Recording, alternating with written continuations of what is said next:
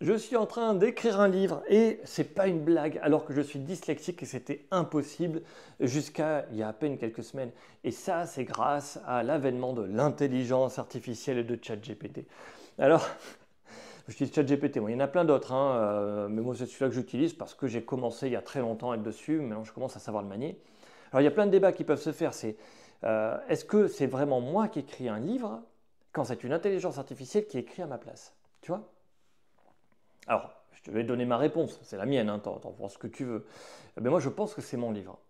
Pour une raison qui est bien simple, c'est que, tu vois là, j'ai juste fait l'intrigue principale, l'ensemble des scènes, des actions qui doivent y aller, le déroulé d'action jusqu'à la fin, juste en prise de notes, pour savoir tout ce qui se passe. Eh bien, je peux te jurer qu'entre mon travail initial, où je discutais avec ChatGPT en brainstorming comme ça, je demandais de mettre les notes de côté pour après faire une synthèse, et après, le moment où j'ai tout retravaillé, moi, ça m'a pris plus d'une semaine, tout mon temps libre, faire que ça. Fallait j'avais un moment, hop, c'est là, tac, tac, tac, je recommence, je tape. J'ai tout remodifié. J'ai qualifié mes personnages, qui sont comment, leur personnalité. J'ai fait des fiches de personnages pour être bien dedans et savoir où est-ce que je vais. J'ai bien recalibré toute mon intrigue. Et là, j'en suis qu'au début, hein. C'est-à-dire que faut que je fasse une vidéo qui explique toutes les étapes pour être capable d'écrire.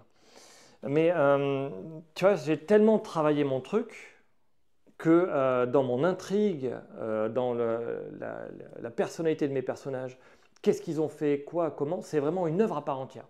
Donc oui, mais ChatGPT t'a aidé à écrire. Attends. C'est une œuvre à part entière et je ne te donne pas le nombre d'allers-retours que j'ai dû faire avec ChatGPT pour écrire quelque chose de sympa. Et au final, il ne fait que reformuler ce que moi, dyslexique, j'ai du mal à écrire. Donc, astuce, je lui parle. Tu vois, et j'écris d'abord tous mes discours dans ma tête avec plein de fautes d'orthographe, comme moi je y pense à faire mes discours et mes interactions entre des personnages. Et après je lui donne, je fais, mets-moi ça en forme pour être sympa. Attends. Avant, je t'ai envoyé la feuille de personnage des deux héros qui vont parler entre eux, pour que tu aies une idée exactement précise de qui ils sont, qu'est-ce qu'ils ont fait dans leur vie, qu'est-ce qu'ils vont accomplir dans mon histoire. Et comme ça, tu le sais. Et là, on est à tel moment de l'histoire, dans tel contexte. Et je veux seulement que tu me remanies mon discours, mes phrases en fait qui vont s'échanger par rapport à ce contexte-là. Et boum, tu vois, il me fait vraiment une discussion qui est appropriée dans la tonalité, dans tout par rapport au personnage. Là, j'en suis là. D'ailleurs, je suis à l'acte 2, il y a 5 actes. Donc, tu vois, je suis en train de tout reformuler. Mais ce n'est pas suffisant parce que je n'ai pas mes descriptions. Tu vois. Mais il faut morceler ces actions. Et l'action suivante, une fois que j'aurai vraiment mis mon discours extrêmement clair, ça va être de faire toutes mes descriptions. Et là, je vais lui parler, lui dire, voilà, l'action se passe ici, ça et ça. Est-ce que tu peux me mettre dans mon déroulé de discours une description du lieu? Et après, je vais refaire pareil.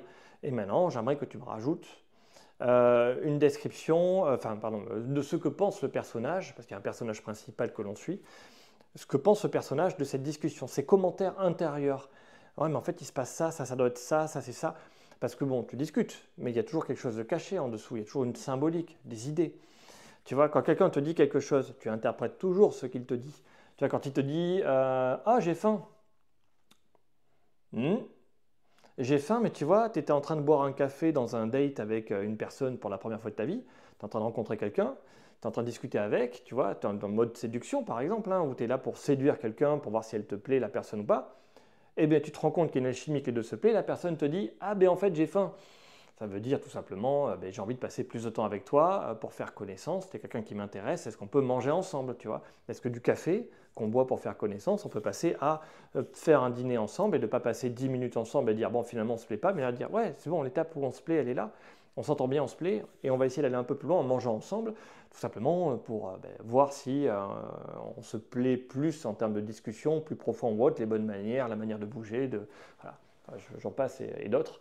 Mais c'est pour te dire qu'il se passe toujours plein de trucs dans la tête des gens, en tout cas dans la mienne. Et l'idée, c'est de représenter aussi ça dans le bouquin. Tu vois.